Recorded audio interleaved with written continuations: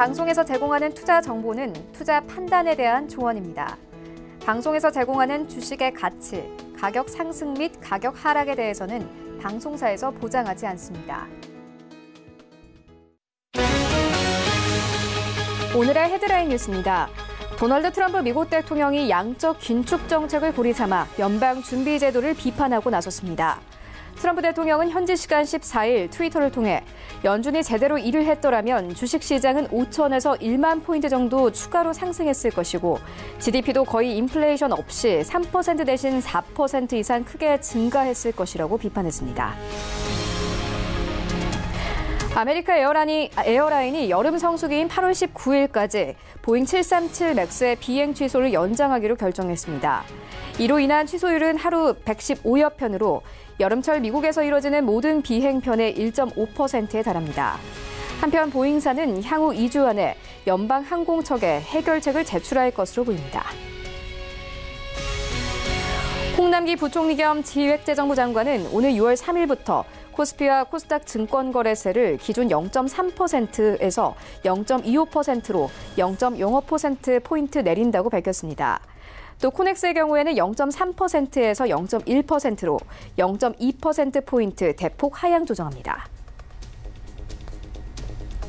아시아나항공 주차권은행인 산업은행은 14일 금호 아시아나그룹의 수정 자구 계획과 관련해 합의한 바가 없으며 현재 협의 중에 있다고 밝혔습니다. 이에 대해 금호그룹은 아시아나항공을 매각하기로 채권자들과 의견을 모은 것으로 알려지고 있습니다. 오늘 열릴 이사회에 아시아나항공 매각이 안건으로 올라갈 것이라는 전망이 나오고 있습니다.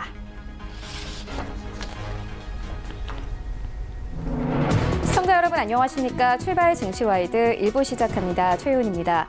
지난주 우리 증시 양지수 모두 주간 기준으로 상승 마감했습니다. 코스피는 1% 이상 상승하면서 2230선에서 종가 형성했고요. 코스닥은 주간 기준으로 2% 넘게 상승을 하면서 767포인트에서 마감이 됐습니다. 이 양지수 모두 11거래 연속 상승세 이어오고 있는데요. 특히나 코스피의 경우에는 11거래 연속 상승이 10년 만에 처음이라고 합니다. 이런 가운데 뉴욕 증시 3대 지수는 모두 상승하면서 마감이 됐습니다. 특히나 지난주 금요일에는 JP모건 측이 시장 예상치보다 상회하는 실적을 내놓으면서 모두 상승 마감을 했는데요. 이런 시장 상황들 오늘 출발 증시와이드 1부에서 정확하게 알아보도록 하겠습니다. 네, 먼저 오늘 신승용의 시그널 나올 시간에는요. 이 매년 4월과 10월 두 차례 발표하는 미국 재무부의 환율 보고서가 발표가 임박했습니다. 시장 영향 함께 살펴보도록 할 테고요. 이어서 최근 우리 시장에서는 신삼구 현상이 뚜렷해지고 있습니다. 신삼구의 요소에는 어떤 것들이 있고 또 전략은 어떻게 세워야 할지 함께 살펴보도록 하겠습니다. 출발 증시와이드 1부 지금 시작합니다.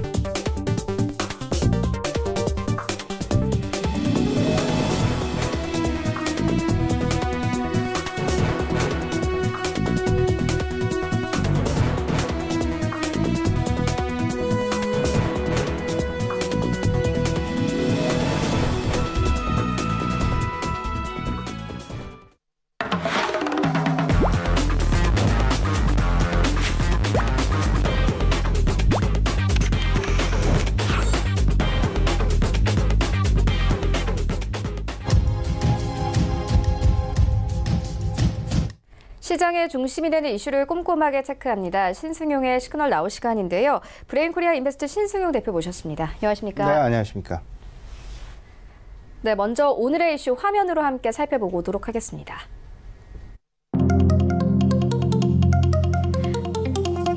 양지수 주간 기준으로 상승 마감했습니다. 지난주 시장 점검하고 이번 주 시장까지 전망해봅니다. 미국의 환율 보고서 발표가 임박했습니다. 원달러 환율 흐름, 나아가 외국인 수급에는 어떤 영향 줄지 살펴보도록 하겠습니다.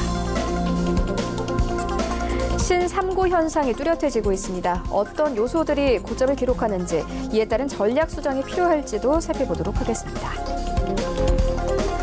중국 은행권의 부실 대출과 부실 대출 비율이 상승하고 있습니다.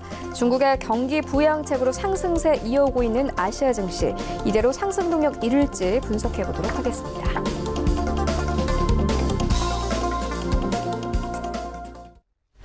네, 먼저 시장 상황부터 점검을 해보고 가도록 하겠습니다. 지난주 우리 증시 주간 기준으로 모두 상승 마감을 했습니다. 코스피는 1% 이상, 그리고 코스닥은 2% 이상 상승을 했는데요.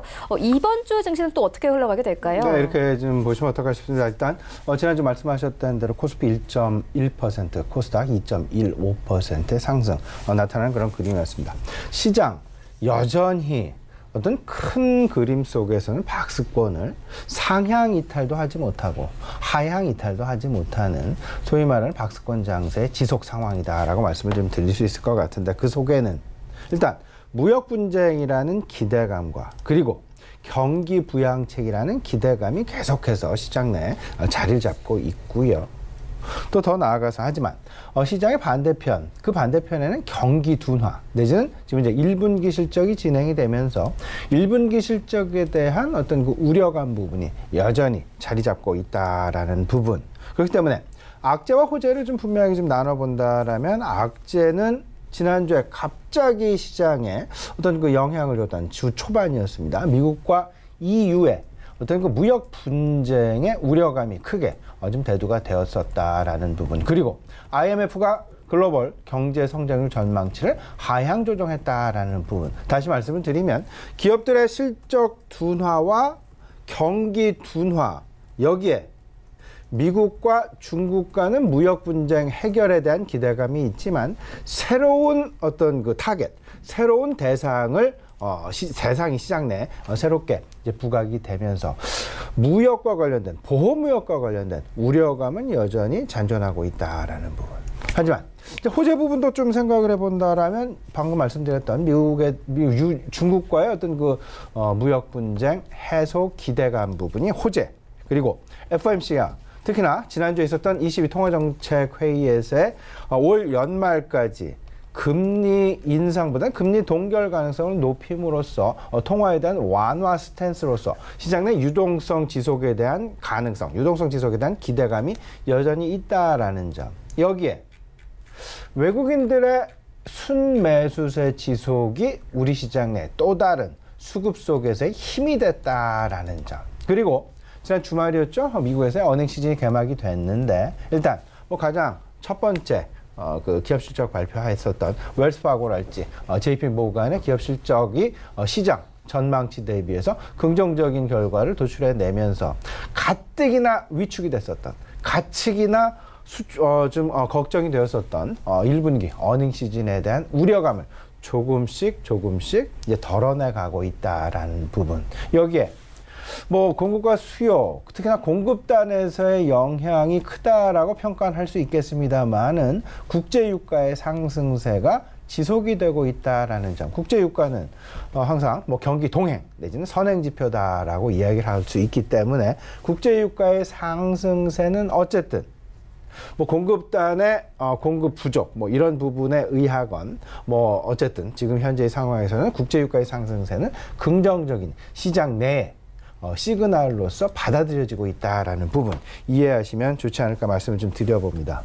지금 현재 미국에서도 그렇고요, 우리 시장에서도 그렇고 1분기 실적 시즌이 이제 막 진행이 되고 있는 그런 상황이 되겠습니다. 지난주 JP모간과 웰스파고의 실적 발표 부분, 일단 시장 내 상당 부분 긍정적인 그런 어떤 그 효과 내지는 긍정적인 시그널을 주었다 말씀을 좀 드릴 수 있을 것 같고요. 여기에 지난 주말에 발표됐던 중국의 수출입 지표 자체가 상당 부분 시장 내 안도감을 주는, 여기에 더 나아가서는 이제 그 석유의 글로벌 최대의 M&A다라고 할 수 있는 그런 M&A 자체가 시장 내 역시 또 한 차례 어떤 그 시장 상승의 촉발제가 되었다라는 부분 말씀을 좀 드릴 수 있을 것 같습니다. 우리가 이번 주에 관심을 가져야 될 부분은요, 미국 시장 중에서 특히나 S&P 500 지수에 대해서 관심을 가지셔야 될 것 같은데요. S&P 500 지수 사상 최고치가요. 2,930포인트였습니다. 지난 주말 2,907포인트에 마감했다라는 점 꼭 좀 상기해 보시면서요. 2,930포인트를 넘어설 것이냐 말 것이냐. 이에 대해서 아마도 트럼프 대통령이 시장 내 또 한 번 트위터를 날릴 가능성도 있다. 주가를 어찌 보면 그의 어떤 그 정치 행보에 대한 어떤 그 자기 그 자뻑이라고 얘기를 할까요? 그러니까 조금 그런 부분을 강조를 하기 위해서라도 아니면 추가적인 펌프질을 하기 위해서라도 아마도 그 뭐 통화 정책이랄지 정부 정책이랄지 아마도 긍정적인 시장 내 립 서비스의 가능성 분명히 있지 않을까라는 부분 기대해 볼 만하지 않을까 생각이 되고요. 지금 현재 S&P 500 지수 이번 주에 우리가 눈여겨볼 만한 주가 지수 중에 하나가 될 것이다라는 부분 좀 말씀을 좀 드려보겠습니다. 근데 우리가 이제 우리 시장으로 좀 돌아와 본다라면 지난주 그리고 지지난주 좀 우리가 좀 살펴봐야 되겠죠. 그러면 미국 시장의 상승률 그리고 우리 시장의 상승률 좀 비교를 해본다라면 지난 2주 전 미국 시장의 상승률 3% 내외, 우리 시장의 상승률 3% 내외. 하지만 지난주를 따져보게 되면요, 미국 시장의 상승률은 조금은 좀 우리 시장보다는 미치지 못하는, 우리 시장의 상승률이 코스피가 1.1%, 그리고 코스닥이 2.15%. 물론 상승률은 지난주 2주 전에 대비해서 조금 좀 둔화되어가는 그런 양상이 우리 시장도 그렇고 미국 시장에서도 그렇고 나타나고 있습니다.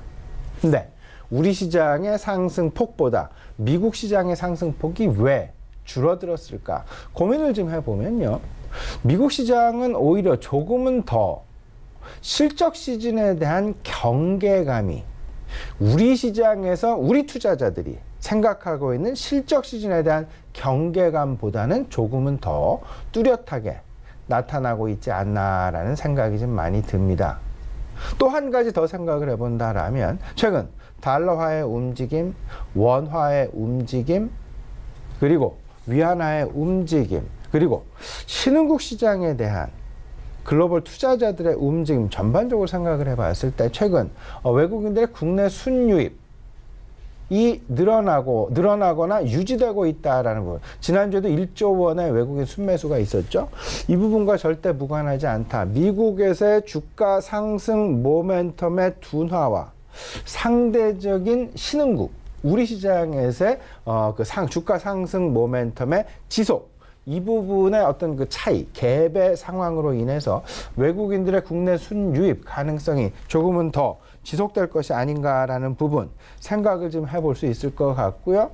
이런 부분에 조금 더 한 가지 추가되는 부분이 있죠. 뒷배경이 되고 있는 부분이 있죠. 지난주 특히나 좀 살펴보게 된다면 IMF가 특히나 글로벌 그 성장률 전망치를 하향 조정한 부분이 있었습니다.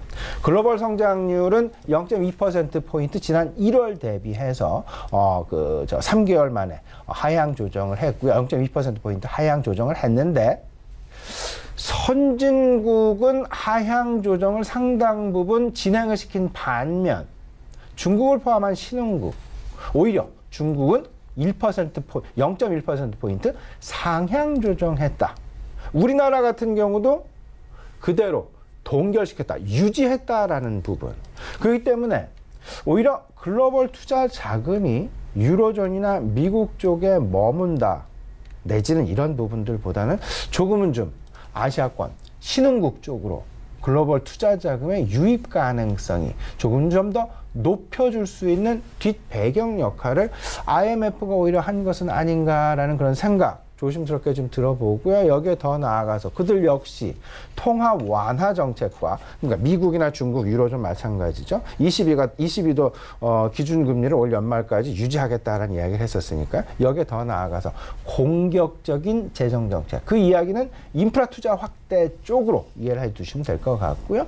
이런 부분들로 인해서 하반기 경기의 반등 가능성 분명히 가능할 수 있지 않겠냐라는 부분. 그러면 어느 나라 쪽에서 먼저 오게 될 것이냐. 일단 지금 현재 중국 쪽에서 서서히 지금 그 불을 붙이고 있다라는 그런 생각이 좀 많이 들고요. 미국 역시 마찬가지의 그런 흐름 나타나고 있다라는 부분 조금 큰 그림 속에서 생각을 해보시면 어떨까 싶습니다. 그러면 이제 이번 주 한번 이런 흐름 속에서 이번 주 딱 집어서 한번 생각을 해본다면 그동안의 시장 내에 영향을 주었던 어떤 그 이슈, 이벤트 이런 것들의 변화가 급격한 변화가 찾아오게 될 것이냐 아니면 안 찾아오게 되고 이미 시장 내에 밝혀진 그런 재료들 그런 부분들에 의한 흐름이 나타나게 될 것이냐 생각을 해본다라면 신규 재료의 출현은 상당 부분 제한적이지 않을까라는 부분 좀 생각을 해보게 됩니다. 그러다 보니까 경기 둔화라는 다소간의 시장 내 우려감 그대로 자리 잡고 있고요. 주요국의 경기 부양책이다라는 그런 부분도 기대감으로 여전히 자리 잡고 있고 무역 이슈도 그렇게 큰 변동성, 변화 이번 주에는 나타날 가능성은 좀 제한적이지 않겠느냐. 큰 그림 속에서는 오히려 점진적인 우상향 속에서의 어떤 우상향 진전 속에서의 박스권 양상이 여전히 진행이 되면서 종목별 밸류에이션 중심의 종목 차별화 그리고 그 고성장 기술주들에 대한 테마주들 순환 매각 지난주에 이어서 또 이번 주에까지도 계속될 가능성이 있겠다 말씀을 좀 드려봅니다. 이번 주에 우리가 관심을 가져볼 재료는 환율 보고서라는 부분이 분명히 자리 잡을 것 같고요. 그리고 1분기 실적 발표가 진행된다라는 점, 이 부분은 분명합니다. 시장 눈높이 상당히 낮춰졌죠. 눈높이 대비해서 깜짝 실적이 나오게 될 것이냐 아니면 그 낮아진 눈높이에 더해져서 더 나쁜 실적이 나오게 될 것이냐 결국은 이 부분이 주가의 향방을 가르는 매우 중요한 포인트가 되지 않을까라는 말씀 좀 드려보고요. G2 경제 지표 항상 우리가 주목을 봐야 되겠죠. 설비 가동률이랄지 광공업 생산이랄지 소매 판매랄지 이런 부분 생각을 좀 해 두셔야 될 것 같습니다. 이번 주에 어떤 있을 경기 발표, 경제 발표, 주요 이벤트 어떤 좀 생각을 해본다라면 가장 중요한 건 수요일이 되겠습니다. 중국의 1분기 GDP 발표 그리고 그날 저녁이 되겠습니다. 미국 연준의 베이직 발표가 예정이 되어 있다라는 점. 따라서 수요일 아침과 수요일 밤 그러다 보면 결국은 우리 시장의 영향은 아마도 수요일, 목요일 시장 내 특히나 미국의 3월 소매 판매가 목요일 우리 시장으로는 아마도 금요일 새벽에 발표 예정이 있다라는 부분 생각을 해본다라면 전체적으로 수, 목, 금 이번 주 초반보다는 주 후반에 우리가 좀 경제 지표에 주목을 해야 되겠다 말씀을 좀 드려봅니다. 아울러서 미국에서도 지금 기업 실적 발표가 한창 진행될 것이다 라는 말씀을 좀 드려본 바가 있었습니다. 지금 화면에 나가는 대로 15, 16, 17, 18 해서 나가고 있는데 왜 우리가 주목해야 될 것 한 회사 특히나 주목해야 될 부분은 한 회사 넷플릭스가 되지 않을까 말씀을 좀 드려봅니다. 넷플릭스와 그 다음 줄에 이제 J&J라고 써있죠. 존슨앤존슨이 되겠습니다. 존슨앤존슨이 얼마만큼 소위 말하는 소비재로서 리테일 쪽에서 얼마만큼 판매 만들어냈는지도 우리가 상당히 궁금한 시장 척도 중에 하나가 될 것이다 라는 부분 아울러서 좀 말씀을 좀 드려보겠습니다. 네, 이번 주 주요 이슈들 미국 환율 보고서 1분기 실적 발표 그리고 G2의 경제 지표 나아가서 미중 무역 협상에 대해서 언급을 해주셨는데요. 이 환율 보고서 조금 더 자세하게 살펴보도록 하겠습니다. 이제 미국 재무부의 환율 보고서 발표가 임박했습니다. 이 환율 보고서는 환율 시장과 외국인 수급의 영향이 좀 이어지면서 증시 변동성 요인으로도 주목되는 이슈이기도 한데요. 조금 더 자세하게 좀 짚어봐 주시죠. 좀 생각을 해보셔야 되겠죠. 환율 보고서는 항상 매년 우리 시장 내 항상 이제 우려감으로 다가왔다가 조금 좀 편안한 마음으로 안도 랠리를 다시금 만들어내는 그런 어떤 이벤트 중에 하나였다라는 부분을 우리는 떠올릴 필요는 있어 보이지 않나 말씀을 좀 드려봅니다. 환율 보고서에는 크게 이제 세 가지 조건이 있습니다. 그 세 가지 조건 다들 알고 계시죠? 대미 무역 흑자가 200억 달러가 넘느냐 안 넘느냐, GDP 대비 3%를 초과하는 경상 수지를 만들어내느냐 못 만들어 만들어내느냐, 그리고 GDP 대비 2%가 초과되는 금액의 어떤 그 외환 시장에 정부의 개입이 있었느냐 없었느냐, 이 세 가지가 다 조건이 해당이 된다면 말 그대로 환율 조작국에 지정이 되면서 그 당 나라, 그 자국의 환율은 상당 부분 절상이 될 수밖에 없는 그런 그림의 그런 어떤 그 좀 시달림을 받게 되고요. 여기에 이제 그 두 가지가 해당이 된다라면 관찰 대상국으로 지정이 됩니다. 우리나라를 포함해서 유로존의 독일이랄지 중국이랄지 일본이랄지 스위스 대다수의 국가들이 관찰 대상국, 두 가지에 해당되는 관찰 대상국에 지정이 되어 있는 그런 상황이 되겠습니다. 여기서 이제 한 가지 조건이 더 해당이 되어서 관찰 대상국이 아니라 이제 그 환율 어떤 대상국이 될 것이냐, 환율 조작국이 될 것이냐, 아니면 여기서 조금 좀 자유로워지는 그런 어떤 그 국가로의 어떤 행보가 될 것이냐가 이번 4월에 발표되는 이번 주 초반으로 좀 생각이 되는데요. 발표되는 환율 보고서에 포함이 될 것이다라는 부분 생각을 좀 해봐야 될 것 같습니다. 분명한 것, 이제 우리나라 같은 경우는 지금 과거 작년 10월까지는 두 가지 조건에 해당이 돼, 이번에는 한 가지 해당될 것이 아니냐라는 조금 좀 기대 아닌 기대 섞인 목소리들이 상당 부분 나오겠다. 왜냐하면 작년 10월 같은 경우는 대미 무역 흑자가 210억 달러, 하지만 이번에는 대미 무역 흑자가 179억 달러로 200억 달러 이하로 좀 줄어들었다라는 부분. 다만 한 가지, GDP 대비해서 3%가 넘어서게 되면 그 조건에 해당이 되게 되는데 4.7%의 경상수지를 계속해서 유지를 하고 있다라는 부분. 그리고 이제 우리나라 외환 당국은 1.9억 달러의 순매도를 보였기 때문에 환율 조작국의 조건 세 가지 중에는 해당이 안 된다라는 점. 그러면 이렇게 되면서 우리가 이 부분 생각을 해봐야 될 것 같습니다. 4월에 이번 주 중에 발표될 가능성이 상당 부분 높은 환율 보고서가 가지는 시사점을 좀 생각을 해봐야 되는데, 그 시사점, 환율 보고서가 일정 부분 미국 측 입장에서의 보호무역과 관련된 어떤 그 빌미를 제공한다, 힌트를 제공한다라는 부분에 우리가 조금 좀 포커스를 좀 맞춰야 될 것 같습니다. 미국의 무역 분쟁의 타겟. 그럼 중국, 독일, 유로존에서도 사실상 독일과 프랑스 이런 정도였죠. 특히나 미국과의 어떤 무역에 있어서의 교역에 있어서의 수지, 매년 무역 흑자가 200억 달러가 넘어서는 나라들. 이게 중국이었고, 우리나라였고, 대만이었고, 유로존에서 독일이었고, 프랑스였고, 이런 나라들이었다라는 부분. 그러면 이제 미국과 중국 간의 무역 분쟁이 어느 정도 해결점을 거의 찾아갔다라고 해도 과언이 아닌데, 이러다 보니까 환율 보고서를 기점으로 해서 새로운 타겟, 새로운 대상 국가, 확대 가능성, 아마도 상당 부분 시장 내 힌트 제공이 되지 않을까 말씀을 좀 드려보고요. 외국인 수급 변화의 변곡점이 분명히 제시가 될 것이다. 왜냐하면 환율 보고서의 변화에 따라서, 내용에 따라서 그 자국의 환율의 변동성이 생길 것이기 때문에 최근 우리나라 1140원 거의 임계점에 와 있다라고 해도 과언이 아닐 만큼 원화의 약세가 달러 대비해서 급격하게 진행이 되었다라는 점 절대 간과하셔서는 안 될 것 같고요. 이와 관련해서 잠시 후에 말씀을 조금 더 드리겠습니다만은 위안화의 강세가 상당 부분 시장 내 진행이 되고 있다라는 부분, 이 부분도 우리가 절대 놓쳐서는 안 될 것이다라는 부분 분명하게 말씀을 좀 드려봅니다. 여기서 이제 미국과 중국 간의, 특히나 중국의 환율 조작국 지정 여부와 관련해서 우리가 좀 관심을 좀 가져봐야 될 것 같은데, 사실상 지난주였습니다. 미국과 중국 간에 미국과 중국 간의 무역 분쟁 해결 아젠다 소개, 외환 투명성 관련해서 이미 그들 간에 약속을 했다, 서명을 했다, 합의를 했다. 그렇다면 이번 환율 보고서 발표에 중국의 환율 조작국 가능성은 거의 희박하다.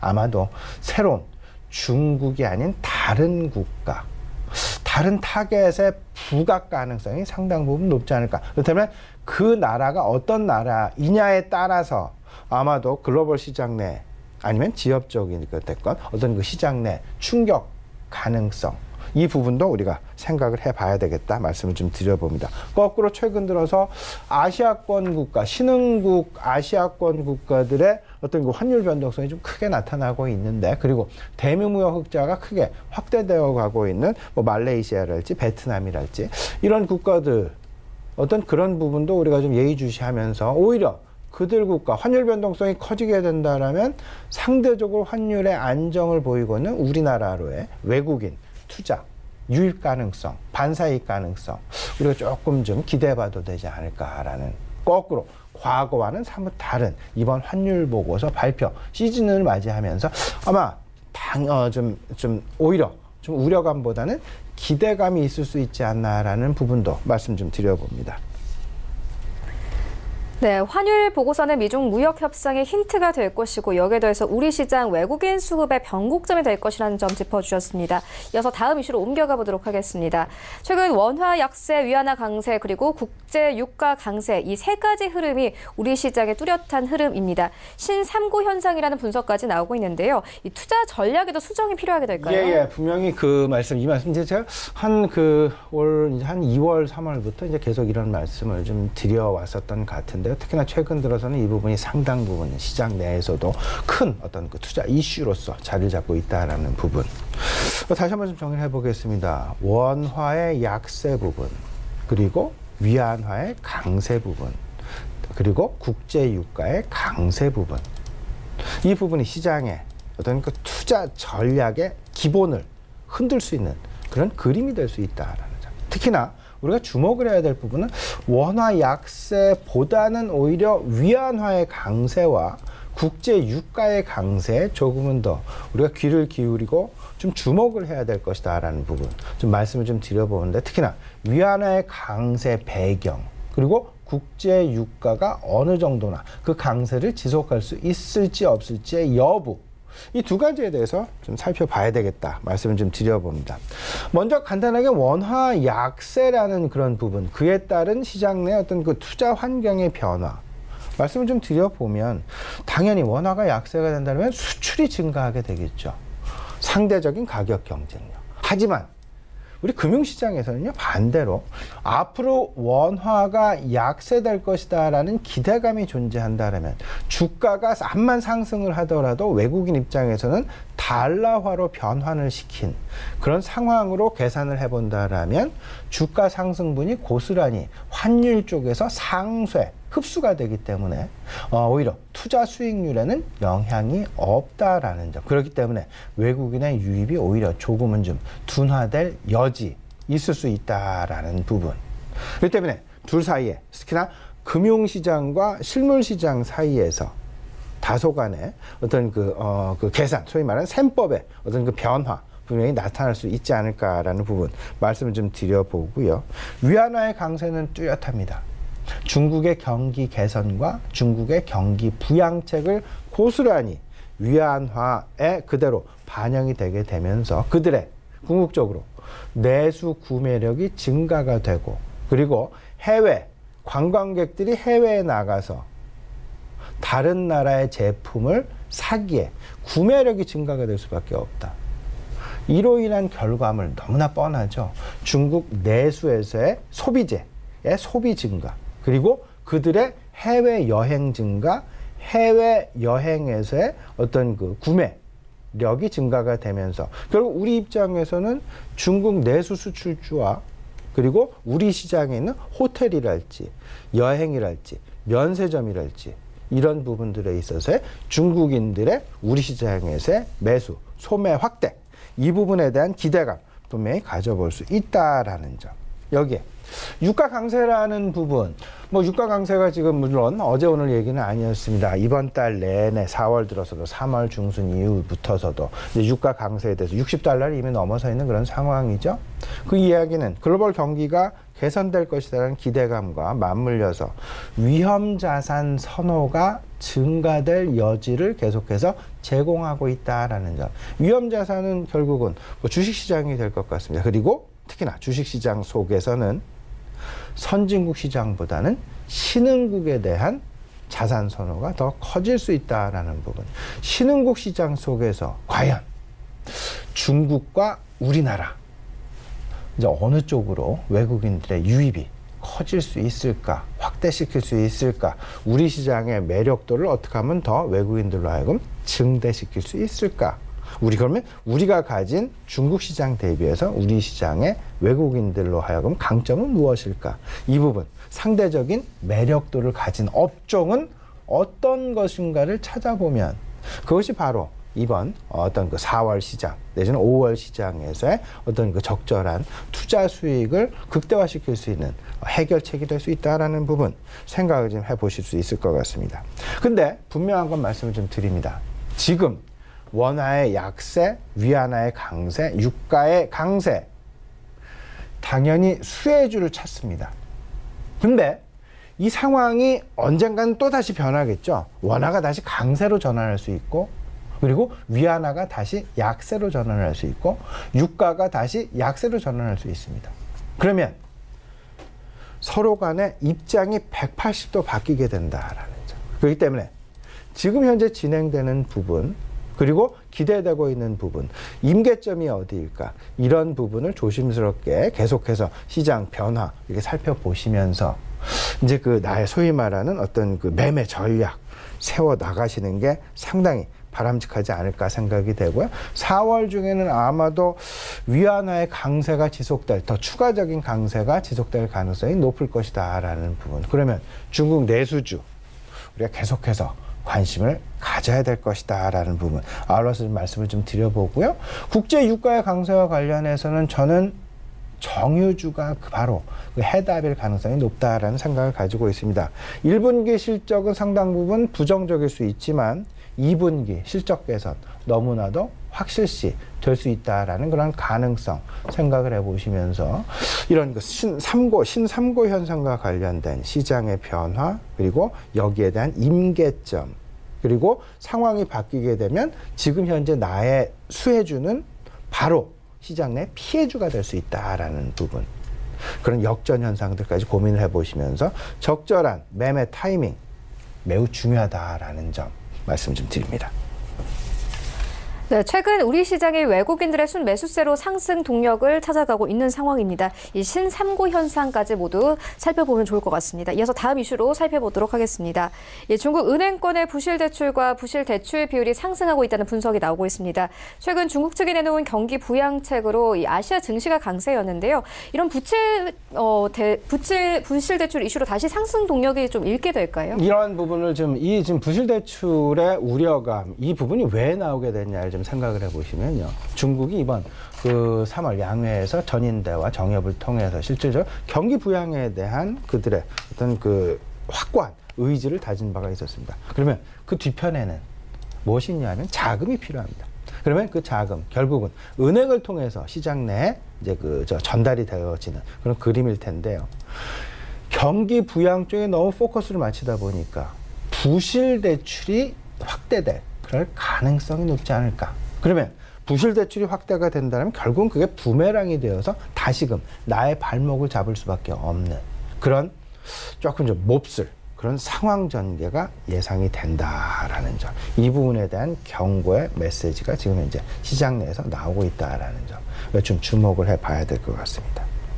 부실 대출 비중이 2018년 말에 1.83%, 전년이 1.74% 계속해서 추가적으로 증가되고 있다는 부분.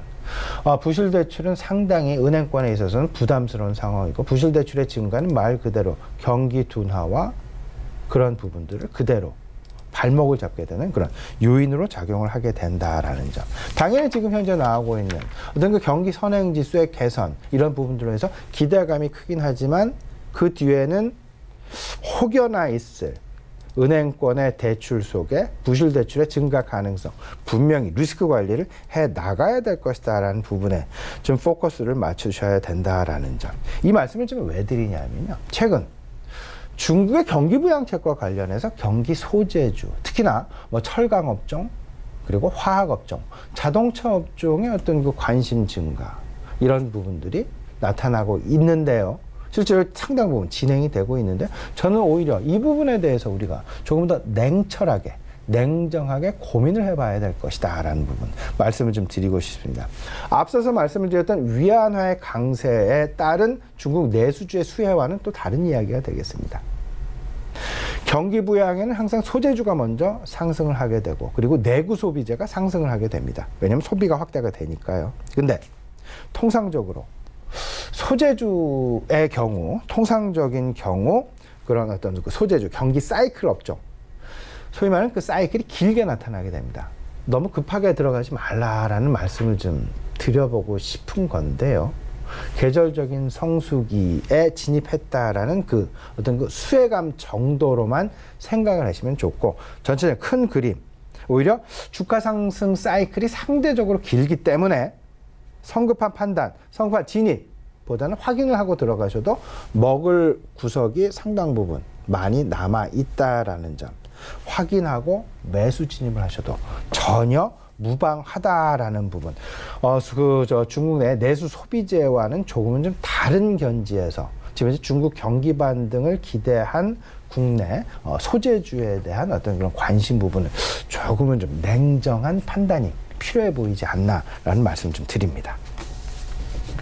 네, 알겠습니다. 그렇다면 오늘장 전략은 어떻게 보고 계신가요? 이렇게 보셔야죠. 뭐 전체적으로 박스권 흐름은 크게 변화가 없겠다. 시장 박스권은 하향 돌파하거나 상향 돌파할 만한 모멘텀은 상당히 제한적이다라는 부분. 근데 그럼에도 불구하고 점진전 주가의 상승이 계속 나타나고 있습니다.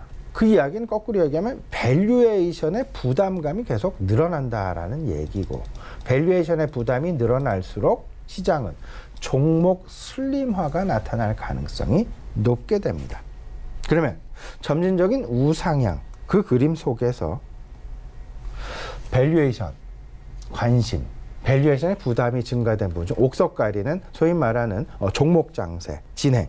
그렇다면 박스권 상황 속에서의 어떤 그 모멘텀을 찾아가는 그런 전략이 바람직해 보이지 않나라는 말씀을 좀 드려보는데요. 그 부분은 결국은 저평가주와 고성장 기술주들의 어떤 그 테마주 순환매, 이 적절한 조합, 이게 바로 지금 내가 가져야 될 투자 포트폴리오의 주요 구성이 되어야 될 것이다라는 부분 말씀을 좀 드려봅니다. 고성장 테마주의 순환매 많이 나타나죠. 뭐 5G와 뭐 폴더블 디스플레이도 그렇고요. 뭐 주주 친화랄지 바이오주도 마찬가지가 되겠습니다. 여기에 자율주행이랄지 사물 인터넷 포함이 되고요. 우리가 하나 꼭 잊지 말아야 될 부분. 위안화의 강세에 계속해서 주목해보자. 위안화의 강세 수혜주는 무엇일까?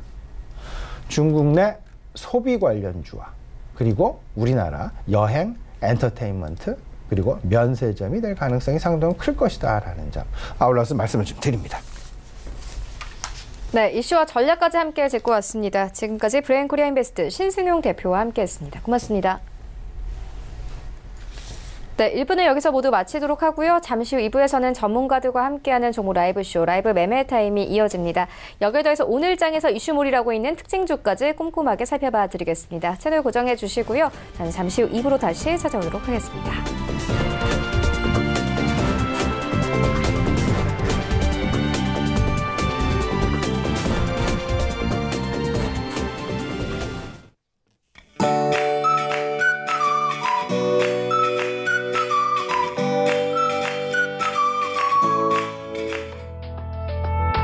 안녕하세요. K웨더 라이프스타일 예보 김단비입니다. 오늘 아침 서울의 기온 5도로 평년 기온을 밑돌며 쌀쌀합니다. 일부 내륙 지역은 기온이 영하로 내려가며 몹시 추운데요. 낮부터는 서풍이 불면서 기온이 차츰 오르겠습니다.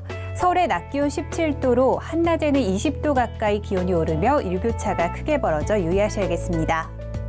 한편 오늘 아침 추위만 아니면 오늘 하늘도 맑고 공기도 깨끗하겠는데요. 전국의 미세먼지 농도 보통 단계가 예상됩니다. 오늘은 중국 중부지방에서 동진하는 고기압의 영향을 받아 전국이 대체로 맑겠습니다. 다음은 자세한 지역별 날씨입니다. 중부지방 춘천의 아침 기온 0도, 낮 기온 19도로 일교차가 20도 가까이 매우 크게 벌어져 유의하셔야겠습니다. 동해안 속초의 아침 기온 5도, 강릉 7도를 보이고 있고요. 낮 기온은 속초와 강릉 21도가 되겠습니다.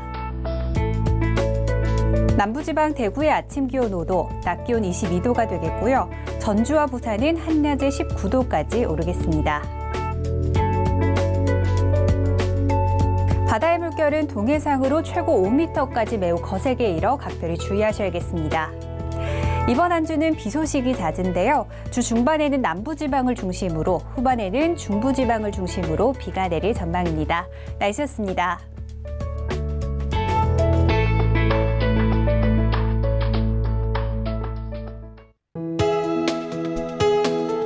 본 방송에서 제공하는 투자 정보는 투자 판단에 대한 조언입니다. 방송에서 제공하는 주식의 가치, 가격 상승 및 가격 하락에 대해서는 방송사에서 보장하지 않습니다.